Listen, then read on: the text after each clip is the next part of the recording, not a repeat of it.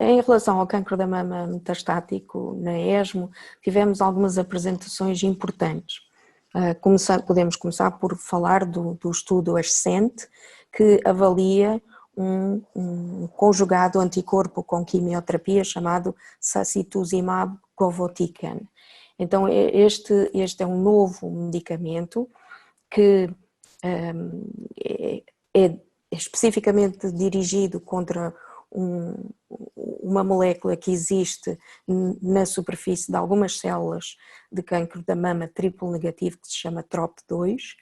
e cujo estudo de fase 3 deu como resultado um benefício de mais ou menos 4 meses na mediana de PFS,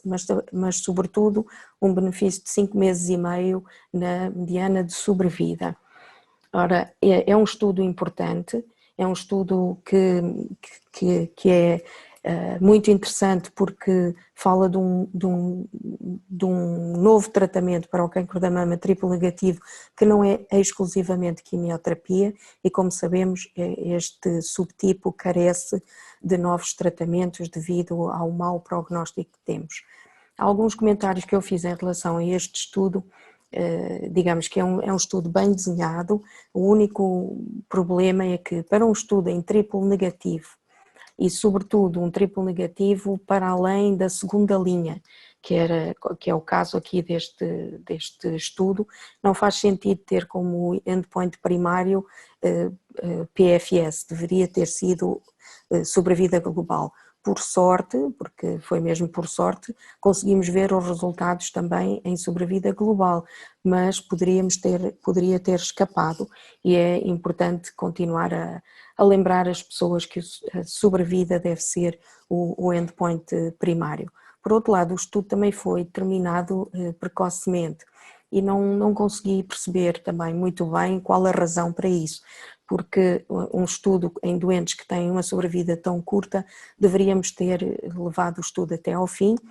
a não ser que proporcionassem um crossover para todos os doentes no braço controle, o que também não foi mencionado. Mas seja como for, os resultados são interessantes, não são propriamente um breakthrough, mas são interessantes, é um primeiro benefício de sobrevida para um cancro da mama com tão mau prognóstico e esperamos agora que esta molécula seja aprovada na Europa, já tinha sido aprovada pela FDA, baseado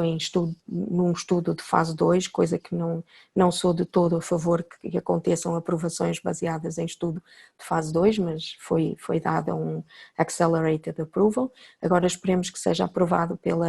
EMA e depois que tenha rápida avaliação pelo Infarmed para ser também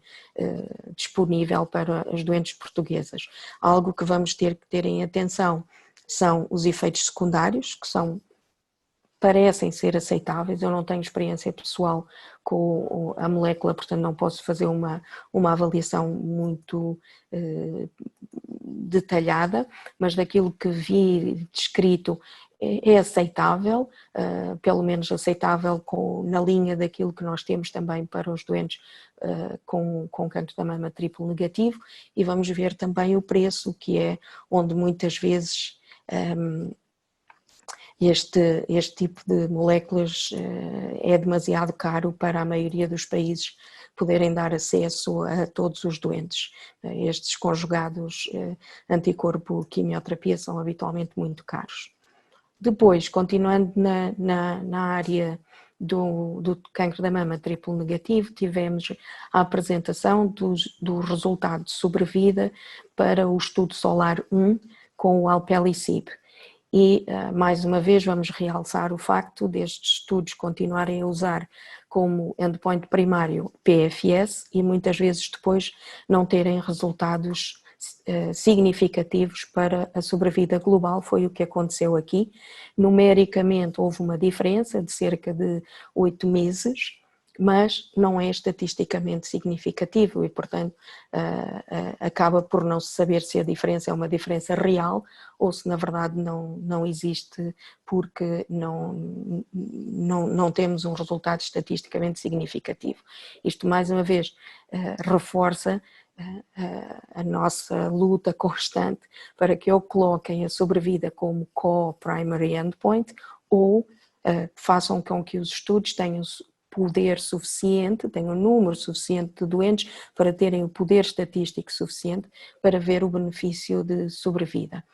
Assim, estes resultados, o que é que vêm nos mostrar em relação ao uso do alpelisib? Em relação à classificação que esta molécula tem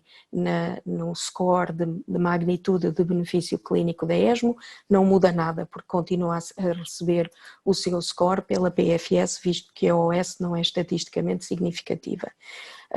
Continua a ser um agente bastante tóxico, para o qual é preciso uma educação muito importante, tanto dos doentes como da equipa médica e da enfermagem. São necessárias medidas de profilaxia, é necessário ter muita atenção nos doentes idosos, nos doentes diabéticos. É uma molécula que não é fácil de administrar. No entanto, podemos conseguir, e visto que não temos um resultado estatisticamente significativo na sobrevida,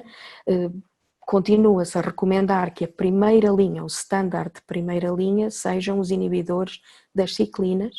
e que numa segunda linha, se houver mutação PI3K, se possa fazer hormonoterapia mais alpelisib, se não houver mutação, então fazer hormonoterapia mais everolimus, por exemplo. E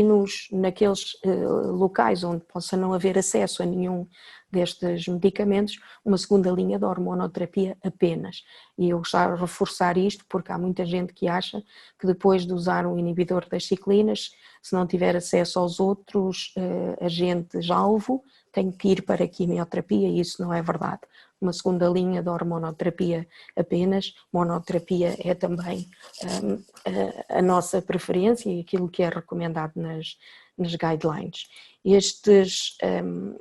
O terceiro estudo que discuti nessa sessão de apresentação oral foi o estudo chamado Next Monarch, que é um estudo interessante, embora as conclusões, vamos dizer que seriam conclusões que nós estaríamos à espera, ou seja, este estudo avaliou o uso de um inibidor das ciclinas, neste caso o abemaciclib, em doentes mais multitratadas e tentou verificar de uma forma melhor e randomizada o efeito neste setting do inibidor das ciclinas apenas em monoterapia. E aquilo que se verificou em termos de sobrevida é que a adição da hormonoterapia ao abemaciclib é o braço que se destaca em termos de benefícios de sobrevida. Então, em termos de conclusões, o que podemos dizer é não se deve dar o inibidor das ciclinas sozinho, em monoterapia, nem mesmo o abemaciclib, que é aquele que tem maior atividade como agente de monoterapia, e no caso de não termos utilizado um inibidor das ciclinas mais precocemente, por alguma razão, faz sentido utilizá-lo mais tardiamente. Também uma conclusão paralela é que pode-se sempre reutilizar um agente de hormonoterapia e a mesma coisa se vai para a quimioterapia, podemos reutilizar um agente já utilizado, desde que já tenha passado muito tempo da altura em que foi primeiramente administrado, nomeadamente se foi administrado em cancro precoce, podemos reutilizar em cancro metastático, como foi aqui o caso do tamoxifeno, que as pessoas às vezes tendem a esquecer, que é um dos agentes mais eficazes no cancro da mama. E em termos do cancro metastático, da sessão que eu discuti, foi isto. Na mesma sessão houve também a apresentação de estudos de imunoterapia, que foram depois postos em perspectiva pela Lisa Carey. E é muito interessante ver que na imunoterapia, tanto no cancro precoce como no cancro metastático, estamos neste momento um bocadinho num limbo, ou seja, nós tivemos mais cedo no ano e agora os resultados mais maduros do estudo de atezolizumab com nab-paclitaxel. Este estudo, que eu sempre digo,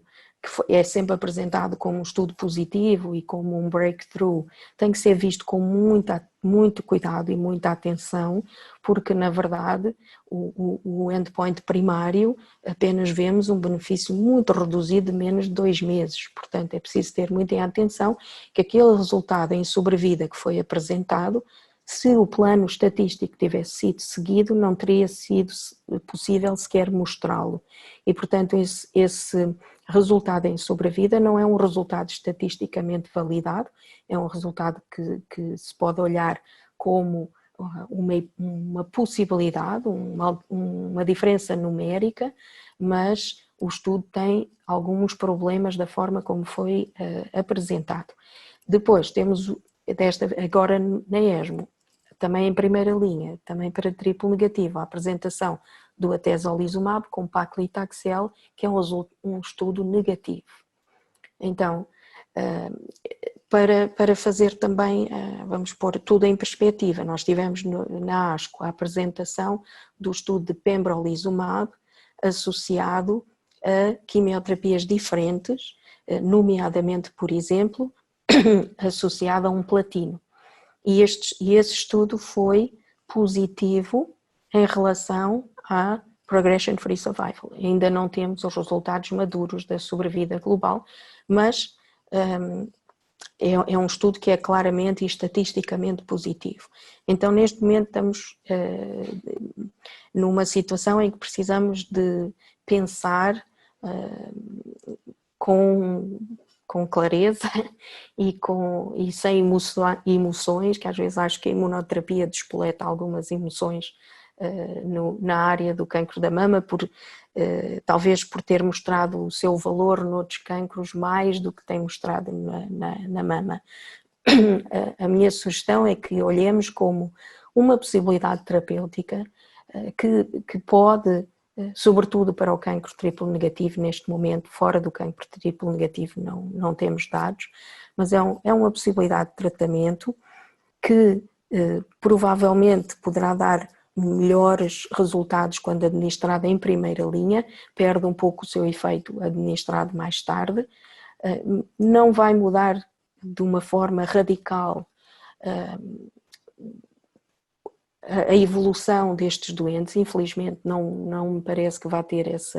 esse efeito, e a investigação tem que continuar para a melhor caracterização de quais são os doentes que podem eventualmente beneficiar deste tratamento, porque claramente é um tratamento caro e o benefício não é assim tão extraordinário como nós gostaríamos que fosse, e ainda há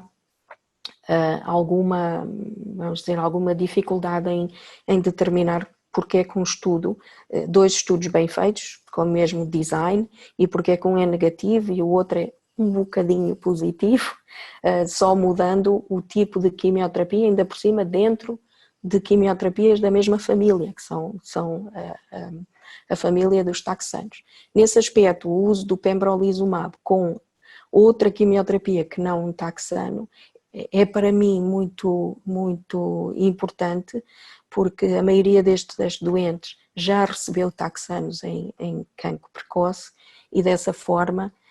eu teria uma preferência em não dar de novo taxanos, a possibilidade de dar imunoterapia associada a um platino, que nós sabemos é um medicamento muito útil para o cancro triplo negativo metastático,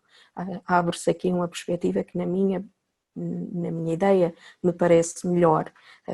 É claro que eles não foram comparados um contra o outro, estou só a dizer em termos de utilização na prática clínica.